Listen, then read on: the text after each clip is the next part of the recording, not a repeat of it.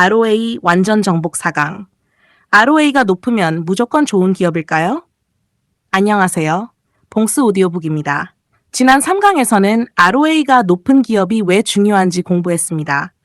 ROA가 높다는 것은 기업이 가지고 있는 전체 자산으로 상대적으로 많은 이익을 만들어내고 있다는 의미로 해석할 수 있습니다. 그렇다면 이런 생각이 들 수 있습니다. ROA가 높으면 무조건 좋은 기업 아닐까요? 결론부터 말씀드리면 아닙니다. ROA는 중요한 투자 지표이지만 숫자가 높다는 이유만으로 좋은 기업이라고 판단해서는 안 됩니다. 오늘 4강에서는 높은 ROA 뒤에 숨어 있는 여러 가지 함정을 공부해 보겠습니다. 첫 번째 함정. 일회성 이익 가상의 A 기업이 있습니다. 평소 당기순이익은 매년 50억 원 정도였습니다. 그런데 올해 갑자기 당기순이익이 200억 원으로 증가했습니다. ROA도 크게 상승했습니다. 숫자만 보면 기업의 수익성이 엄청나게 좋아진 것처럼 보입니다. 그런데 자세히 살펴보니 기업이 가지고 있던 부동산을 매각하면서 큰 이익이 발생했습니다. 본업에서 돈을 더 많이 번 것이 아니라 자산을 한 번 팔면서 이익이 크게 증가한 것입니다. 이런 이익은 다음 해에 반복되지 않을 수 있습니다. 따라서 ROA가 갑자기 높아졌다면 본업에서 발생한 이익인지 일회성 이익인지 반드시 확인해야 합니다. 두 번째 함정. 총자산이 감소한 경우 ROA는 당기순이익을 총자산과 비교합니다. 따라서 순이익이 그대로여도 총자산이 크게 줄어들면 ROA가 높아질 수 있습니다. 예를 들어 보겠습니다. 어떤 기업이 100억 원의 순이익을 냈습니다. 총자산은 2천억 원이었습니다. ROA는 대략 5%입니다. 그런데 다음 해에도 순이익은 똑같이 100억 원입니다. 기업의 이익은 성장하지 않았습니다. 그런데 총자산이 1,000억 원으로 줄었다고 해보겠습니다. 그러면 ROA는 대략 10%가 됩니다. 5%에서 10%로 높아졌습니다. 숫자만 보면 기업의 수익성이 크게 좋아진 것처럼 보입니다. 하지만 순이익은 전혀 증가하지 않았습니다. 그래서 ROA가 상승하면 순이익이 증가한 것인지 총자산이 감소한 것인지 구분해야 합니다. 세 번째 함정. 경기 호황 어떤 산업은 경기의 영향을 많이 받습니다. 반도체, 화학, 철강, 해운, 조선. 이런 산업은 업황에 따라 기업의 이익이 크게 변할 수 있습니다. 산업이 강한 호황을 맞으면 기업의 순이익이 갑자기 크게 증가할 수 있습니다. 그러면 ROA 역시 빠르게 상승할 수 있습니다. 문제는 그 숫자가 영원히 유지되는 것이 아니라는 점입니다. 업황이 다시 나빠지면 이익이 감소하면서 ROA도 내려갈 수 있습니다. 따라서 경기 민감 기업의 ROA를 볼 때는 한 해의 최고 숫자보다 여러 해의 사이클을 함께 보는 것이 중요합니다. 네 번째 함정. 자산을 적게 가진 사업 ROA가 높은 기업을 발견했습니다. 다른 기업보다 훨씬 높은 수준입니다. 그렇다고 무조건 경쟁력이 훨씬 강하다고 판단하면 안 됩니다. 사업 구조 자체가 다를 수 있기 때문입니다. 예를 들어 거대한 공장과 설비가 필요한 기업은 총 자산이 클 수밖에 없습니다. 반대로 소프트웨어나 플랫폼처럼 상대적으로 적은 유형 자산으로 큰 매출을 만들어낼 수 있는 사업도 있습니다. 따라서 서로 완전히 다른 업종을 놓고 ROA가 높은 기업이 무조건 더 좋은 기업이라고 판단하는 것은 적절하지 않습니다. ROA는 같은 업종 안에서 비교할 때 더 의미가 있습니다. 다섯 번째 함정. 미래 투자가 부족할 수도 있습니다. 조금 더 깊게 들어가 보겠습니다. ROA를 높게 유지하기 위해 무조건 자산을 적게 가져가는 것이 좋을까요? 그렇지 않습니다. 기업이 미래 성장을 위해 새로운 공장을 짓고 연구시설을 만들고 새로운 설비를 도입하면 당장은 총 자산이 증가합니다. 하지만 새 공장이 완전히 가동되기 전이라면 이익은 아직 크게 증가하지 않을 수 있습니다.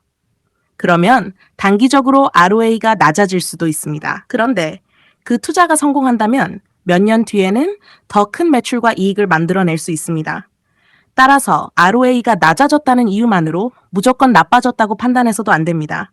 기업이 지금 무엇을 위해 자산을 늘리고 있는가? 이것도 함께 봐야 합니다. 샬 숫자는 결과입니다. 여기서 아주 중요한 이야기를 하겠습니다. ROA 10%, ROA 5%, ROA 20%. 이 숫자들은 모두 기업 활동의 결과입니다. 투자자가 해야 할 일은 그 결과만 보는 것이 아니라 왜 그런 결과가 나왔는지를 찾는 것입니다. 매출이 늘었는가, 영업이익이 증가했는가, 순이익이 증가했는가, 자산이 감소했는가, 일회성 이익이 있었는가, 새로운 설비 투자가 있었는가, 산업 자체가 호황인가, 이 질문을 하나씩 해보는 것입니다. 높은 ROA보다 좋은 ROA. 그렇다면 어떤 ROA가 좋은 ROA일까요? 단순히 가장 높은 숫자가 좋은 것은 아닙니다. 본업의 이익이 성장하고 자산을 효율적으로 사용하고 경쟁사보다 좋은 수준을 유지하면서 여러 해 동안 안정적으로 이어지는 ROA. 이런 흐름이 더 중요합니다. 그래서 우리는 높은 ROA보다 좋은 이유로 높은 ROA를 찾아야 합니다. ROE 공부와 똑같습니다. ROE를 공부할 때도 같은 이야기를 했습니다. ROE가 높다고 무조건 좋은 기업은 아니었습니다. ROA도 마찬가지입니다. 투자 지표를 공부하다 보면 한 가지 공통점이 계속 등장합니다. 퍼가 낮다고 무조건 싼 기업이 아닙니다. PBR이 낮다고 무조건 저평가 기업이 아닙니다. ROE가 높다고 무조건 좋은 기업이 아닙니다. ROA가 높다고 무조건 좋은 기업도 아닙니다. 투자 지표에는 절대적인 숫자 하나가 정답이 되는 경우가 많지 않습니다. 숫자는 질문의 출발점입니다. 4강 핵심 정리. 오늘은 5가지를 기억하겠습니다. 첫째, ROA가 갑자기 높아졌다면 일회성 이익을 확인합니다. 둘째, 순이익이 증가한 것인지 총 자산이 감소한 것인지 확인합니다. 셋째, 경기 민감 산업이라면 한 해의 숫자보다 여러 해의 흐름을 봅니다. 넷째, 사업 구조가 다른 기업끼리 ROA를 단순 비교하지 않습니다. 다섯째, 기업이 미래 성장을 위해 자산을 늘리고 있는지도 확인합니다. 그리고 오늘의 핵심 문장입니다. ROA가 높은 기업을 찾는 것보다 왜 ROA가 높은지를 이해하는 것이 더 중요합니다. 숫자를 먼저 보고 그 다음 숫자의 이유를 찾습니다. 이 습관이 쌓이면 투자 지표가 단순한 숫자에서 기업을 이해하는 도구로 바뀌기 시작합니다. 다음 5강에서는 ROA가 꾸준히 유지되는 기업이 왜 중요한가? 한 번에 높은 ROA보다 여러 해 동안 유지되는 자산 효율성이 왜 중요한지 차근차근 공부해 보겠습니다. 봉스 오디오북이었습니다. ROA 완전 정복 5강. ROA가 꾸준히 유지되는 기업이 중요한 이유. 안녕하세요. 봉스 오디오북입니다. 지난 4강에서는 ROA가 높다고 해서 무조건 좋은 기업은 아니라는 것을 공부했습니다. 일회성 이익 때문에 ROA가 갑자기 높아질 수도 있고 총 자산이 감소하면서 ROA가 높아질 수도 있습니다. 또한 산업의 호황 때문에 일시적으로 높은 ROA가 나타날 수도 있습니다. 그래서 오늘은 조금 다른 관점에서 보겠습니다. 한번 높은 ROA보다 왜 꾸준한 ROA가 중요할까요? 오늘 5강의 핵심은 바로 지속성입니다. 한번 잘 버는 기업과 계속 잘 버는 기업 두 기업이 있다고 생각해 보겠습니다. A기업의 최근 5년간 ROA를 보겠습니다. 3%, 4%, 20%, 5%, 4%. 어느 한 해에는 20%라는 높은 ROA를 기록했습니다. 이번에는 B기업입니다. 8%, 9%, 9%, 10%, 10%. 가장 높은 숫자만 비교하면 A기업의 20%가 훨씬 높습니다. 하지만 5년 전체를 보면 이야기가 달라집니다. B기업은 매년 비슷한 수준의 자산 효율성을 유지했습니다. 투자자라면 여기서 질문해야 합니다. 어느 기업의 이익 창출 능력이 더 지속적일까? 바로 이것이 꾸준함을 보는 이유입니다.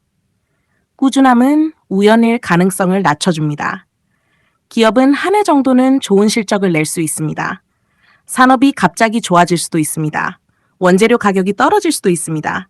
환율이 유리하게 움직일 수도 있습니다. 자산을 매각하면서 큰 이익이 발생할 수도 있습니다. 이런 이유로 한 해의 ROA가 높아질 수 있습니다.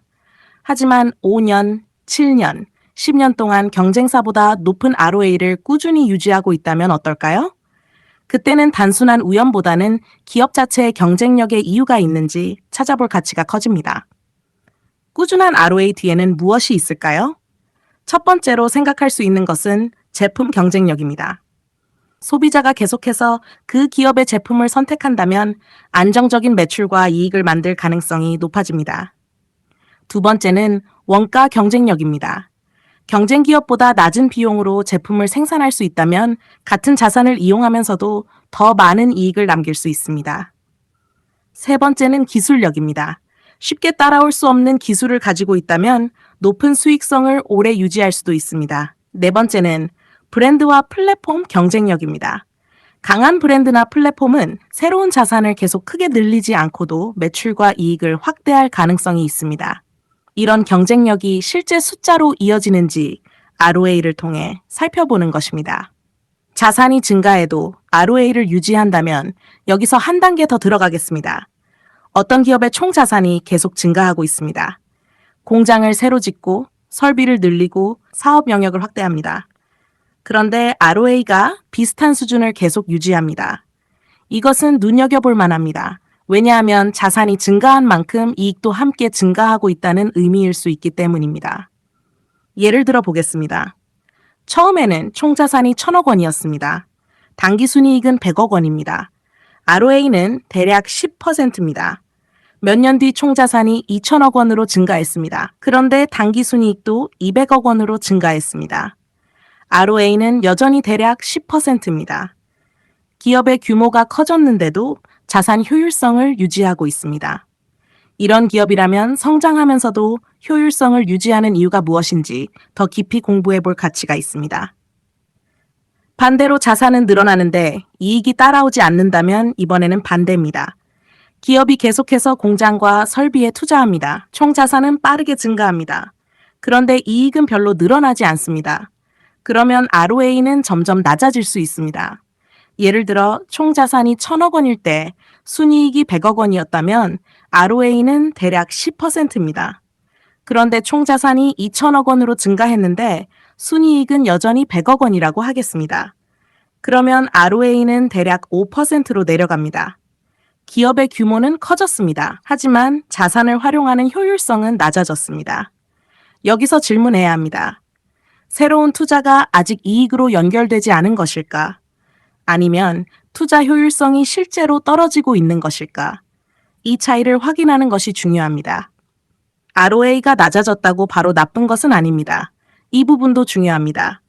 ROA가 낮아졌다고 해서 무조건 나쁜 신호는 아닙니다. 기업이 미래 성장을 위해 대규모 투자를 시작했을 수도 있습니다. 새로운 공장을 지었습니다. 아직 생산은 시작하지 않았습니다. 총 자산은 먼저 증가합니다. 하지만 이익은 나중에 발생할 수 있습니다. 그러면 당장은 ROA가 낮아질 수 있습니다. 몇 년 뒤 새 공장이 가동되면서 매출과 이익이 증가하면 ROA가 다시 올라올 수도 있습니다. 따라서 우리는 단순히 ROA가 떨어졌다, 나쁜 기업이다, 이렇게 판단하지 않습니다. 왜 떨어졌는지를 먼저 확인합니다. 꾸준함도 업종 안에서 비교합니다. 꾸준한 ROA를 볼 때도 업종 비교가 중요합니다. 반도체 기업과 플랫폼 기업을 단순히 비교해서 누가 ROA가 더 높다고 판단하는 것은 적절하지 않을 수 있습니다. 필요한 자산의 구조가 완전히 다르기 때문입니다. 그래서 같은 산업 안에서 봅니다. 같은 사업을 하는 기업 가운데 누가 더 높은 ROA를 꾸준히 유지하고 있는가? 누가 자산을 늘리면서도 효율성을 유지하고 있는가? 누가 시간이 지날수록 ROA가 떨어지고 있는가? 이렇게 비교하면 숫자가 훨씬 의미 있게 보이기 시작합니다. ROA는 숫자가 아니라 흐름입니다. 이제 ROA를 볼 때 올해 숫자 하나만 보지 않겠습니다. 가능하면 과거 여러 해의 흐름을 살펴봅니다. ROA가 올라가는가, 비슷하게 유지되는가, 계속 떨어지는가, 총 자산은 어떻게 변했는가, 순이익은 어떻게 변했는가, 그리고 경쟁 기업은 어떤 흐름을 보이고 있는가.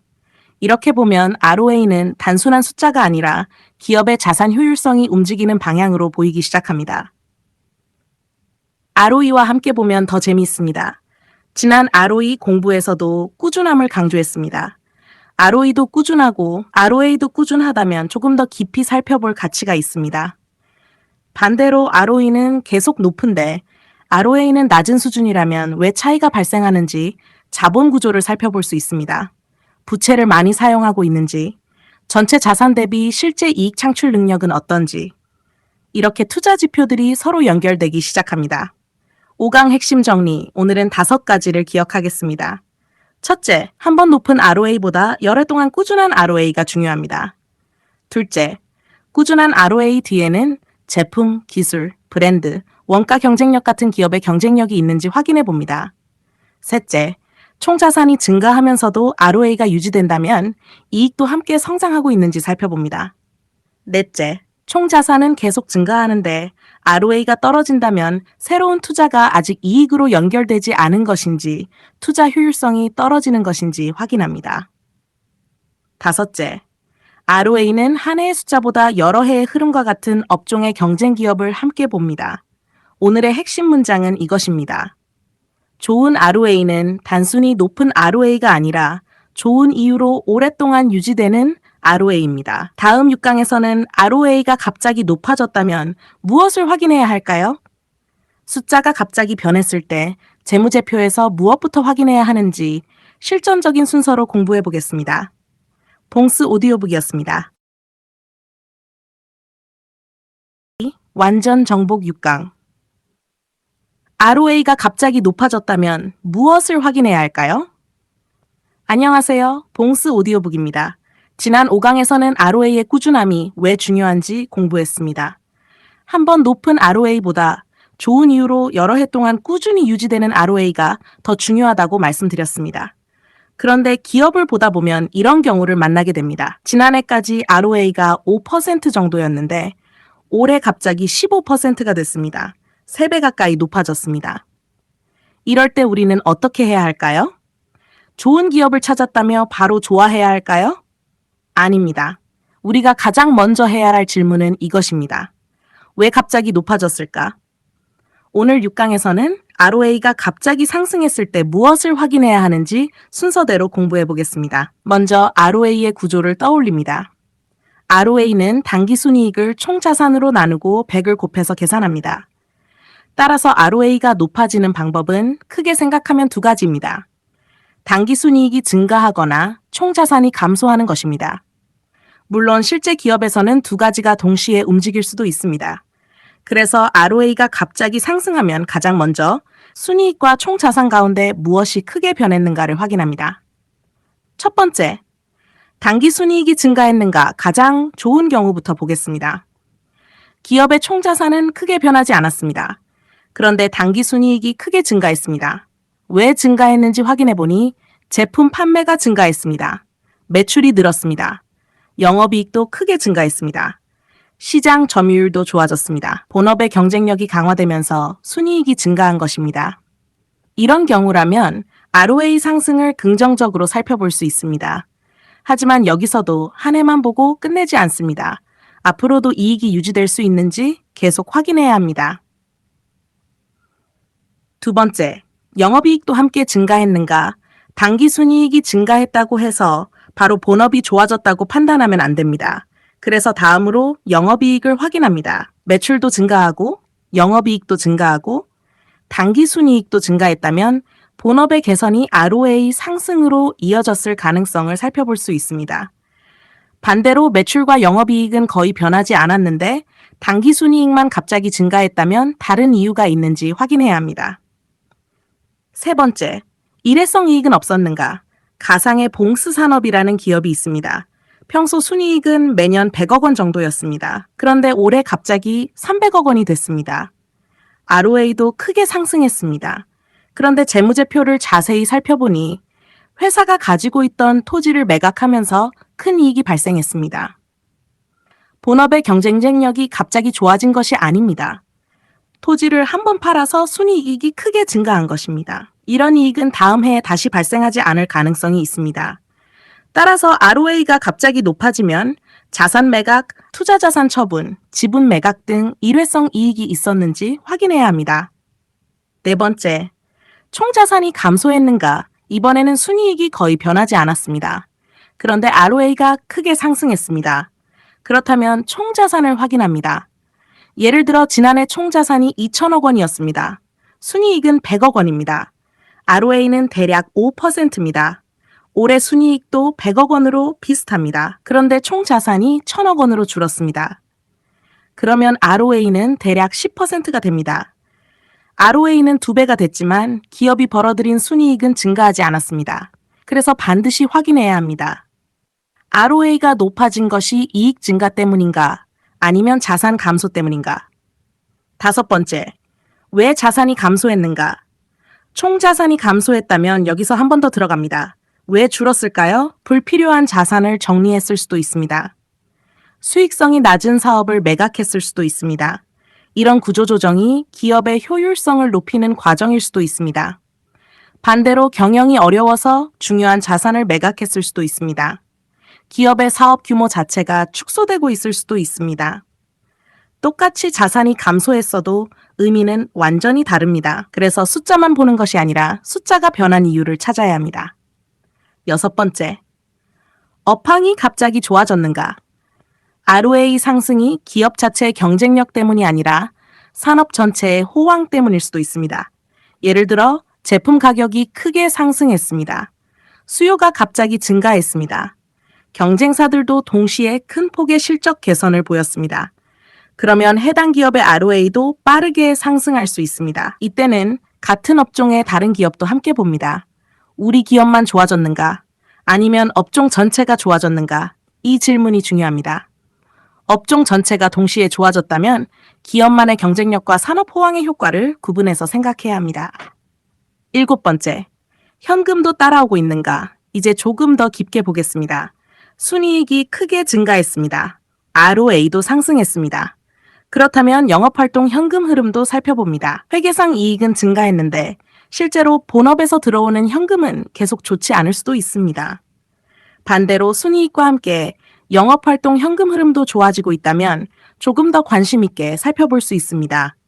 우리가 투자 지표를 공부하는 이유는 숫자 하나로 결론을 내리는 것이 아니라 여러 숫자를 연결해서 기업의 실제 모습을 보는 것입니다.